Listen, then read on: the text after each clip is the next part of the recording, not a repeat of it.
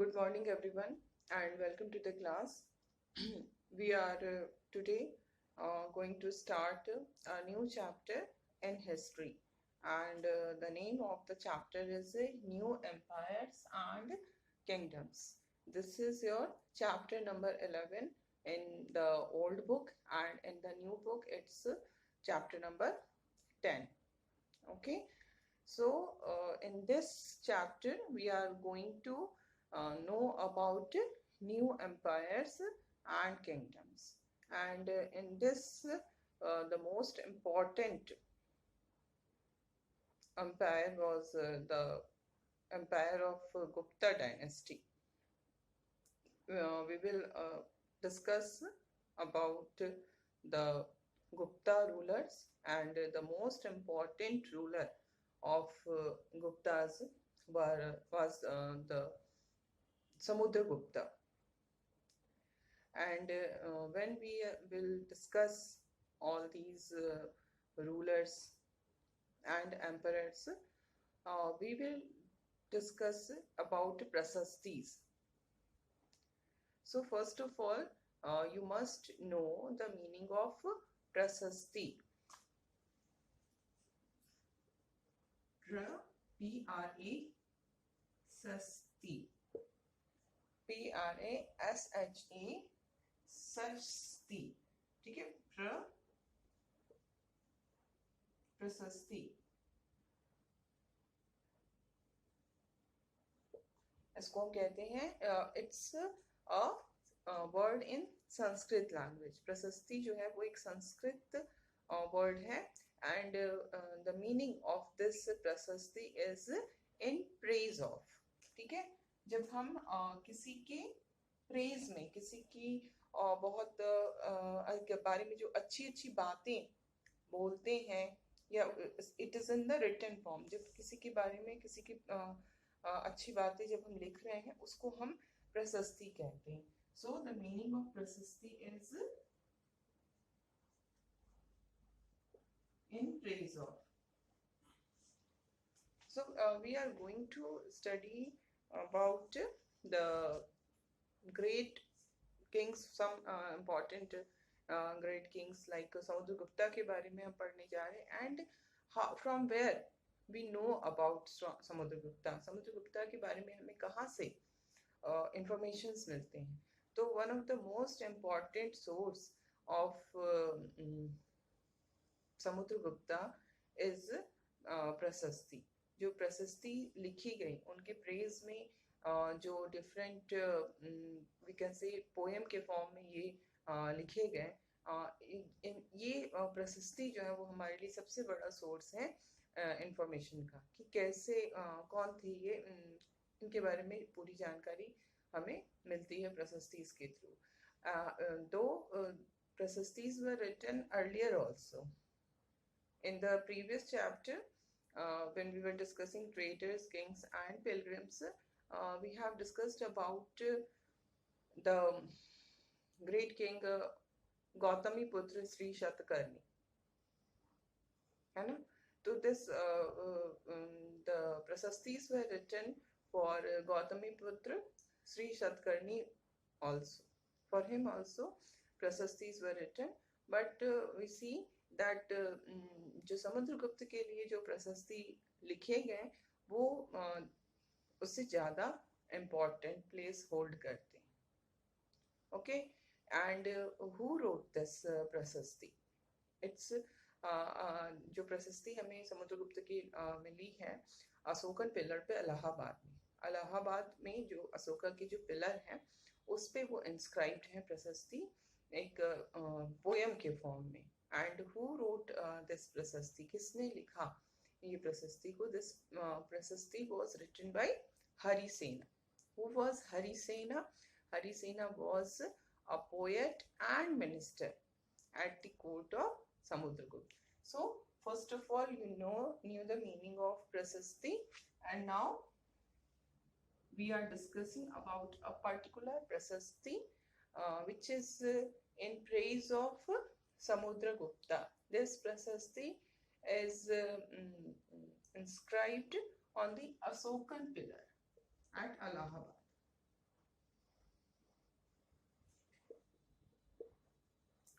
अशोका का पिलर जो इलाहाबाद में है उस पे एक प्रशस्ति हमें मिलती है समुद्रगुप्त के बारे में, जो कि एक पोएम के फॉर्म में है, and this poem is written by Harisena, who was a poet and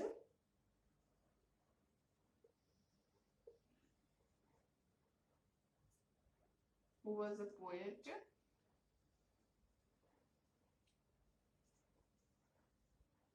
and a minister at the court of Samudragupta. Okay, so Harisena was a poet.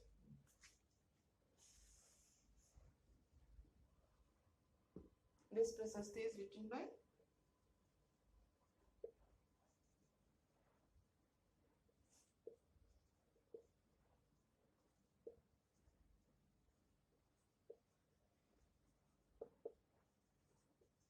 a poet and a minister at the court of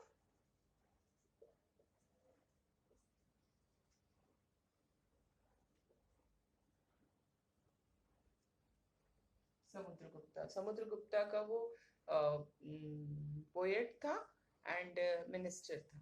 okay, Harisena, उन्होंने ही ये प्रशस्ति लिखी Ashokan pillar पे, जिसमें कि उनके बारे में बहुत अच्छी अच्छी बातें लिखी गई, बहुत प्रेज में लिखी गई समुद्रगुप्ता के बारे में। And we know about Samudragupta from this inscription or from this prasasti.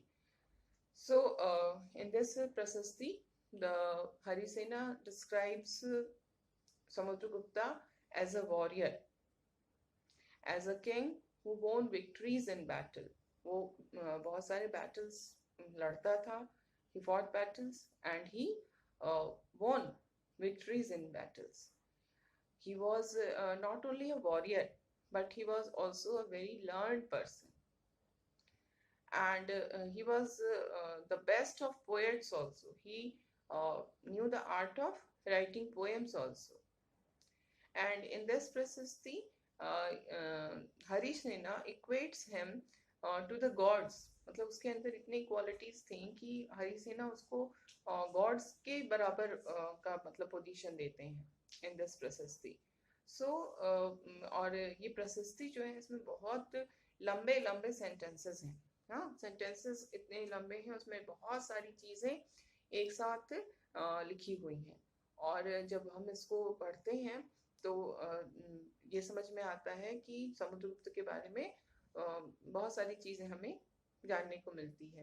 Like प्रशस्ति के एक लाइन से जो हमें समझ में आता है वो ये है कि his body was most charming, बहुत ही चार्मिंग बॉडी थी, बट क्या था उसमें, what was the charm? The charm की his body was covered with the plenteous beauty of the marks of hundreds of scars. क्या हुआ मतलब? उसकी बॉडी बहुत चार्मिंग थी, ठीक है। क्या चार्म था? ये चार्म उसमें था, ये अच्छाई मतलब अच्छी चीज क्या है उसमें उसकी बॉडी में, कि उसकी बॉडी में बहुत सारे हंड्रेड्स ऑफ स्कार्स थे, कई सारे निशान बने हुए थे। कैसे निशान? जो वो निशान जो कि the scars were caused by battle axes, arrows, spikes, spears, barbed darts, swords, iron clubs, javelins, barbed arrows, long arrows, and many other weapons. तो वो क्या ये लाइन क्या डिपिक्ट कर रहा है समुद्रगुप्ता के बारे में, कि वो he was a great warrior. वो बहुत सारे बैटल्स उसने लड़े थे, और इस कारण उसकी बॉडी पे बहुत सारे निशान बने हुए थे, स्कार्स थे। कैसे स्कार्स थी? जो कि डिफरेंट वेपन्स से, हाँ, अगर हमें कभी कहीं भी चोट लगती है तो उसके निशान बन जाता है ना। तो उसी तरह से समुद्रगुप्त की पूरी बॉडी पे 100 से भी ज्यादा निशान थे, क्योंकि वो बहुत सारे बैटल्स लड़ता था और उसको वेपन से हर्ट किया जाता था, लेकिन वो कभी भी उससे घबराता नहीं था, है ना। तो इतने सारे जो स्कार्स उसकी बॉडी पे नजर आ रहे हैं डिफरेंट वेपन से, कुछ सोर्ड से किया हुआ, कुछ स्पेयर से, कुछ एक से, कोई एरो से, पूरी हर तरह की वेपन से उसके बॉडी पे चोट लगी हुई थी। तो दिस इंडिकेट्स कि वो कितना बड़ा वो वॉरियर था, है ना। तो ये इस तरह से प्रशस्ति जो थी उनके प्रेज में लिखी गई हुई है अशोकन पिलर पे, और इससे हमें उनके बारे में जानकारी मिलती है। And not only this, Harisena ने और भी चीजें बताई हैं समुद्रगुप्ता के बारे में। समुद्रगुप्ता का जो किंगडम था उसके बारे में we know other things also from the prashasti. Okay, प्रशस्ति में जो चीजें बताई गई हैं उसके बेसिस पे हमें हरिसेना का जो किंगडम था, समुद्रगुप्ता का जो किंगडम था, कैसे वो डिफरेंट पार्ट्स में बटा हुआ था, उसका कैसा एडमिनिस्ट्रेशन था, उसके बारे में भी पता चलता है। You will see that in your book there is a map of India, ठीक है, is given, it is a map 7। Okay, जब तुम मैप 7 देखोगे तो यू विल सी कि it is shown in different colours. इसमें अलग अलग कलर्स यूज किए गए हैं, और अलग अलग कलर जो है वो अलग अलग टाइप ऑफ रीजन्स को बता रहे हैं। Like first of all you will see an area which is shaded in green, ठीक है, एक एरिया है जो कि ग्रीन कलर में है। देन यू विल सी कि there is a series of red dots जो कि ईस्टर्न कोस्ट जो है इंडिया का उसके अलोंग यू विल सी कि कुछ रेड डॉट्स हैं in this map number 7। And then there are some areas which are marked in purple and some areas which are marked in blue। तो ये जो हम मैप देख रहे हैं जिसमें कि कुछ एरिया ग्रीन में है, देन रेड डॉट्स हैं, देन कुछ ब्लू में है, कुछ पर्पल में है। तो ये जो डिफरेंट कलर्स हमने दिया है मैप में, वो बता रहे हैं कि जो समुद्रगुप्ता का जो किंगडम था उसमें सारे के सारे बहुत बड़ा किंगडम था वो। The kingdom was very big and it's not कि the whole kingdom was governed by Samudragupta in a similar manner. Kingdom के डिफरेंट पार्ट्स थे, जैसे ग्रीन एरिया है, रेड डॉट्स वाले हैं, ब्लू एरिया है, पर्पल एरिया, वो सब अलग तरह से उनको एडमिनिस्टर किया जाता था, इसलिए उनको कलर उनका अलग अलग कर दिया गया, so that you can understand कि जो ग्रीन एरिया है वहां पर कैसे होता था, जो रेड एरिया है उसका क्या, रेड डॉट्स है उनका क्या मतलब है, एंड देन ब्लू और पर्पल जो एरियाज हैं उनका क्या मतलब है। और ये सभी जो हमने डिमार्केशन किया है 4 पार्ट्स में, वो किस बेसिस पे किया है, वो हरिसेना ने जो प्रशस्ति लिखी है, we did this demarcation on the basis of that prasasti only. Whatever information is given by Harisena in that prasasti, that is the basis for this map। ये जो मैप 7 हम बता रहे हैं ना, इसमें जो डिमार्केशन हम देख रहे हैं कि कुछ एरिया ग्रीन में, कुछ ब्लू में, कुछ पर्पल में, देन रेड डॉट्स, ये सारा जो किया गया है वो हरिसेना ने जो प्रशस्ति लिखी है उसमें जो उन्होंने इंफॉर्मेशन दिया है उसके बेसिस पे ही ये किया गया है। ओके, तो यहाँ पर हम क्या देखते हैं कि सबसे पहले जो हमारा एरिया जो नजर आ रहा है जो बिल्कुल सेंटर में है, that is the green area, the area which is denoted by green colour, है ना। तो this area which is denoted by green colour is called the rulers of Aryavarta, green area।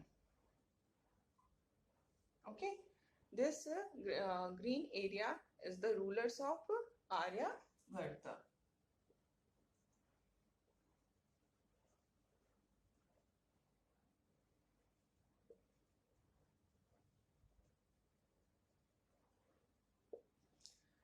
Now there were 9 rulers।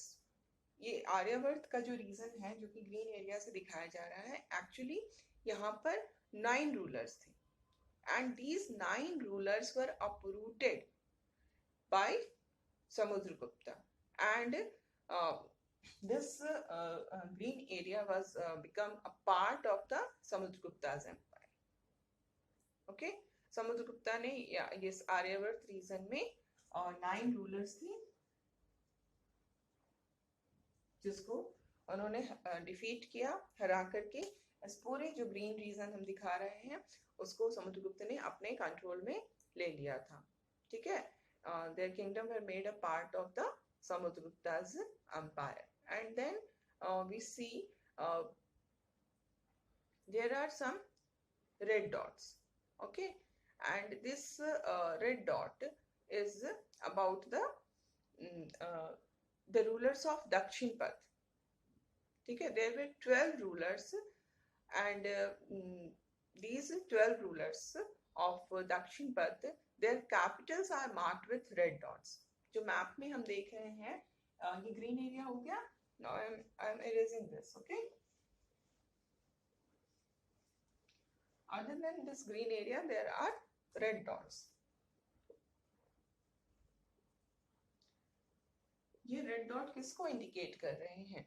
These red dots are capitals of the rulers of Dakshin Path. ठीक है,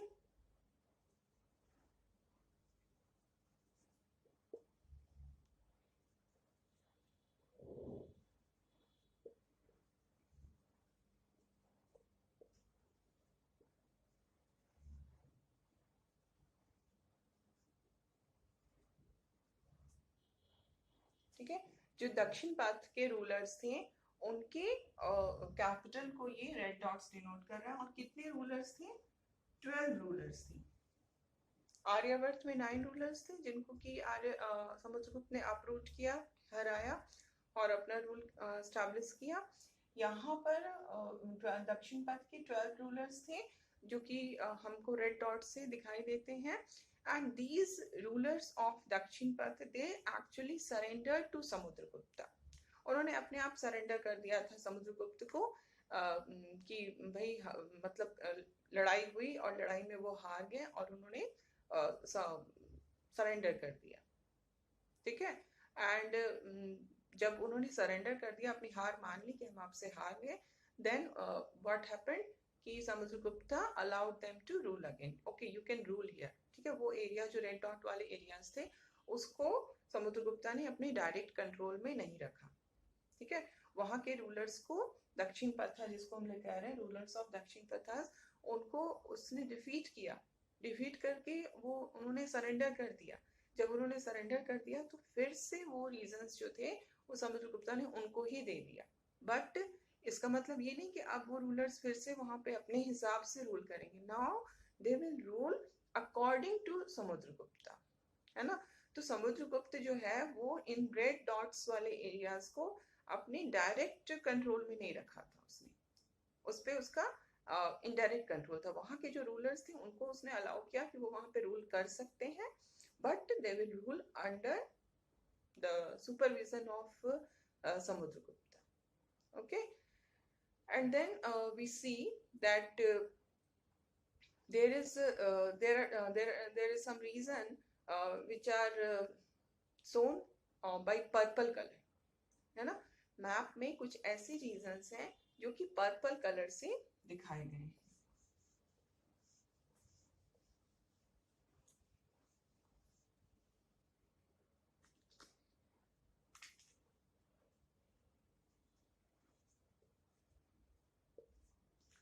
अब ये जो purple colour है वो किस चीज को डिनोट करते हैं? वी सी कि कुछ नेबरिंग स्टेट्स हैं, लाइक असम है, कोस्टल बंगाल है, नेपाल है ना. देन गणा संघा है जिसके बारे में हम लोगों ने गणा के बारे में पढ़ा था पहले. तो ये जो गणा संघा नॉर्थ वेस्ट में है, ये सब जो है they were also not in the direct control of Samudragupta. ठीक है, ये नेबरिंग स्टेट्स जो हमको दिख रहे हैं वो सब भी समुद्रगुप्त के ही किंगडम में आते हैं, बट समुद्रगुप्त वहां पे डायरेक्टली रूल नहीं करते थे. यहाँ के जो रूलर्स थे जिनकी अभी हम पर्पल रीजन वाले जो किंगडम्स हैं, लाइक ये नेपाल है, देन कोस्टल बंगाल है, असम है, गना संघा के जो नॉर्थ वेस्ट के जो गना संघास है, उनके जो राजा होते थे, they brought tribute for Samudragupta के लिए वो ट्रिब्यूट लाते थे. They followed his orders. They ruled according to the orders of Samudragupta. ठीक है. And they also attended his court. तो यहाँ पर भी जो पर्पल एरियाज है वहाँ भी हम यही समझ में आती है कि Samudragupta was not ruling these regions directly. ठीक है, डायरेक्टली वो उसको भी रूल नहीं कर रहा था, क्योंकि इतने बड़ा जो हम एरिया देख रहे हैं, जिस किंगडम की हम बात कर रहे हैं, गुप्ता किंगडम इतना बड़ा है, तो that is not practically possible कि to rule all the whole kingdom directly by a single emperor. Even especially at that time when there was no means of transport, बहुत ही एडवांस मीन्स ऑफ ट्रांसपोर्ट उस समय बिल्कुल भी नहीं था, है ना. तो वैसे कोई कम्युनिकेशन का सोर्स नहीं था. तो ऐसे कंडीशन में इतनी बड़े जो डायनेस्टी है, इतनी बड़ी जो किंगडम है, उसको पूरा का पूरा अपने कंट्रोल में करके चलना बड़ा मुश्किल था. तो ये इस तरीके से समुद्रगुप्ता ने अपना तरीका निकाला कि कैसे हम रूल करें. तो आर्यवर्त को ही वाज रूलिंग डायरेक्टली दक्षिण. So the rulers of Dakshin Pathas, which were shown by red dots, they have been they were allowed by the ruler Samudragupta to rule in their own territory. And जो areas हमारे blue color से दिखाए गए हैं, उनके जो rulers थे वो इनके लिए ट्रिब्यूट लाते थे, इनके कोर्ट्स को अटेंड करते थे और इनके ऑर्डर्स को फॉलो करते थे. And other than this these three, there was one more reason which is shown by blue color in the map. और ये जो ब्लू कलर से दिखाया गया है जिन रीजन्स को, these were the rulers, these were the reasons who submitted to Samudragupta. उन्होंने समुद्रगुप्त को अपने आप को ये कर दिया था, सबमिट कर दिया था कि यस, मतलब आप हम पे रूल कर सकते हैं. और इसमें जो मेन थे जहाँ के रूलर्स थे, इसमें श्रीलंका भी आता है. रूलर ऑफ श्रीलंका, जो कि हमारे नीचे में बिल्कुल इंडिया के मैप में कहाँ पर है, हमारा नेबरिंग कंट्री है आज के समय में श्रीलंका. तो उस समय श्रीलंका के रूलर ने समुद्रगुप्ता को अपने आप को सबमिट किया. Then some of the descendants of Kushanas and Sakas, जो कि जिसको पहले हमने पढ़ा था ना पीछे वाले चैप्टर में, जो हमारा कुशानास थे वो सिल्क रूट के बहुत बड़े पोर्शन पे उनका कंट्रोल था. फिर कुशानास ही वो पहले रूलर्स में से एक थे जिन्होंने इंडिया में गोल्ड कॉइन्स को स्टार्ट किया था. कनिष्का के बारे में भी हमने पढ़ा था. तो ये कुशानास के जो डिसेंडेंट्स थे, डिसेंडेंट्स में उनके आगे आने वाले जो जनरेशन्स थे, वो जो उन्होंने भी अपने आप को समुद्रगुप्ता को सबमिट किया था.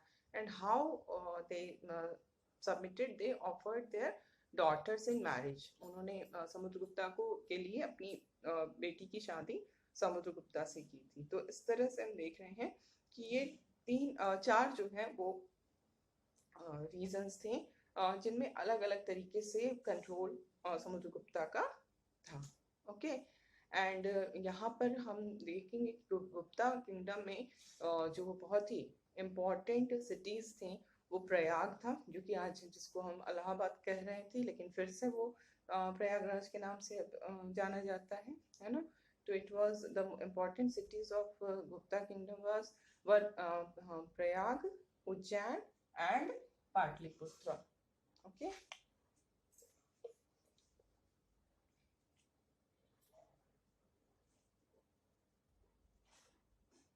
Important cities of Gupta Kingdom: Prayag, Ujjain and Patliputra.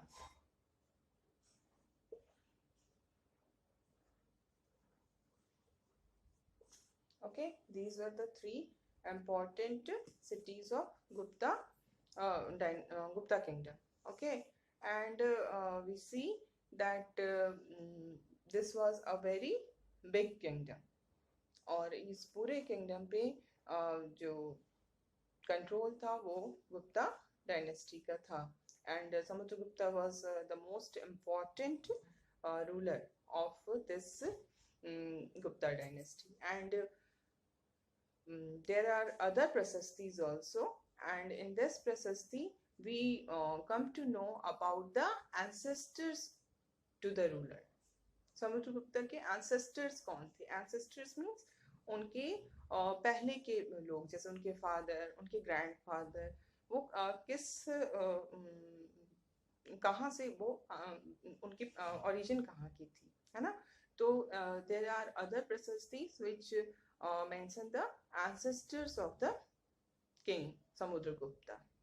Okay, Samudragupta के ग्रेट ग्रैंडफादर के बारे में भी पता चलता है, ग्रैंडफादर के बारे में पता चलता है, देन उनके फादर और मदर के बारे में भी प्रशस्ति से हमें इंफॉर्मेशन मिलती है. And his mother's name was Kumara Devi. The name of Samudragupta's mother was Kumara Devi, and this Kumara Devi, she was she belonged to the Lichchhavi gana, है ना. लिच्छवी गण जो थे उसको वो बिलोंग करती थी. एंड उनके फादर कौन थे? समुद्रगुप्ता के फादर कौन थे? Chandragupta. Chandragupta was the father and Kumara Devi was mother. And Chandragupta was the founder of Gupta dynasty. Not kind of founder, he was the first ruler of the Gupta dynasty who adopted the grand title of Maharaja Dhiraj. Okay, Chandragupta जो थे वो समुद्रगुप्त के father थे, और चंद्रगुप्त ही वो पहले ruler थे जिनको कि महाराजा धीराज की टाइटल मिली थी. महाराजा, देखो राजा क्या हुआ? राजा इज किंग, है ना. राजा. अब राजा के आगे लग गया क्या? महाराजा. महा मीन्स क्या होता है हिंदी में? महा का मतलब क्या होता है? बहुत बड़ा.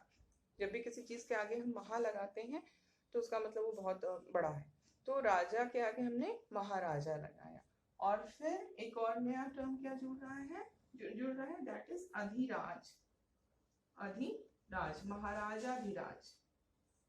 ठीक है. तो ये जो टाइटल था वो सबसे पहले किसको मिला?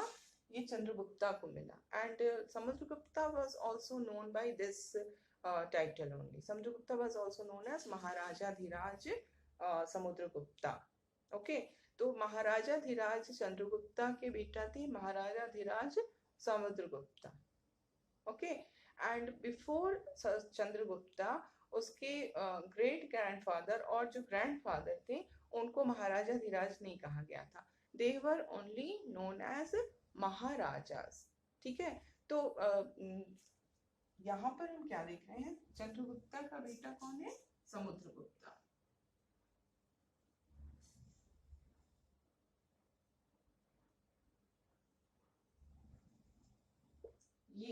he was also known as Maharaja Dhiraj. Samudragupta was also known as महाराजा धीराज. लेकिन इनके पहले वाला जो फादर थे इनके, और जो इनके ग्रैंडफादर थे चंद्रगुप्ता के,